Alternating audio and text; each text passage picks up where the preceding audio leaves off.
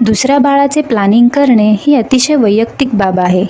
कारण तुम्ही पहिल्यांदा किंवा दुसऱ्यांदा पालक बनण्याचा विचार करत असाल तर तुम्हाला बऱ्याचशा गोष्टींचा विचार करणं फार गरजेचं आहे.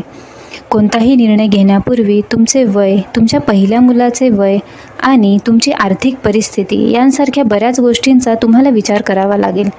तुमचे कुटुंब वाढवण्यासाठी योग्य किंवा चुकीची वेळ नसली तरी तुम्हाला दुसरे बाळ हवे आहे की नाही हे ठरवण्यासाठी तुमचा अंतर्गत गोंधळ होऊ शकतो. म्हणूनच तुम्हाला नवीन जीव जगात आणण्यासाठी तुम्ही तयार आहात की नाही हे पाहण्याकरता स्वतःला काही प्रश्न विचारणं फार गरजेचं आहे. प्रश्न क्रमांक 1. तुमच्या जोडीदाराला दुसऱ्या बाळाबद्दल काय वाटते? तुम्ही आणि तुमच्या जोडीदाराचे दुसरे मूल होण्याबद्दल समान मत असणे हे गरजेचं नाही. कदाचित तुम्हाला 2 मुले हवे असतील, पण तुमच्या जोडीदाराला तसे वाटत नसेल. कुटुंब नियोजनाच्या बाबतीत तुम्ही आणि तुमच्या जोडीदाराचे एकमत असणे फार आवश्यक आहे. जर दुसरा तयार नसेल तर तुम्हाला थोडा वेळ द्यावा लागेल. प्रश्न क्रमांक 2. तुमचे मूल एखादं भावंड हाताळण्याइतकं मोठं आहे का? जर तुमचं बाळ खूप लहान असेल आणि तुमची सतत गरज भासत असेल तर तुमच्यासाठी दुसऱ्या मुलाला हाताळणं कठीण होऊ शकतं. 2 मुलांमधील आदर्श अंतर किमान 3 वर्षांचे असले पाहिजे, परंतु काही प्रकरणांमध्ये 7 वर्षे देखील पुरेशी नसतात. तुमच्या मुलाला भाऊ बहीण असल्याच्या बातमीने आनंद वाटू शकतो किंवा विश्वासघात झाल्याचेही वाटू शकते. गोष्टी कोणत्याही मार्गाने जाऊ शकतात. म्हणूनच तुमचा मोठा मुलगा किंवा मोठी मुलगी त्याच्या येणाऱ्या भावंडाचे स्वागत करण्यास तयार आहे की नाही याची खात्री करून घ्या. प्रश्न क्रमांक 3. तुम्ही आर्थिकदृष्ट्या स्थिर आहात का? आपल्या मुलांना स्थिर आणि सुरक्षित जीवन देणे हे प्रत्येक पालकाचे कर्तव्य आहे.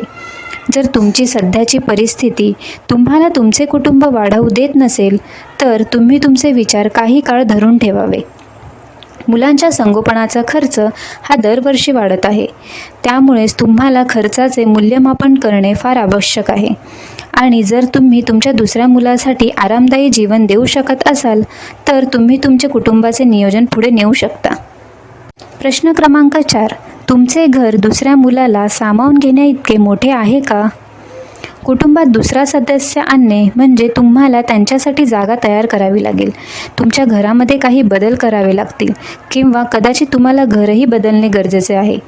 तर तुम्ही जागा बनवू शकत असाल किंवा तुमच्या बजेटमध्ये बसत असेल तरच तुम्ही पुढे योजना करू शकता. प्रश्न क्रमांक 5. तुमच्या जीवनशैलीत बदल करण्यास तुम्ही तयार आहात का? तुम्ही आणि तुमचा जोडीदार दोघेही काम करत असल्यास येणाऱ्या बाळाची काळजी घेणे फार कठीण होऊन जाते.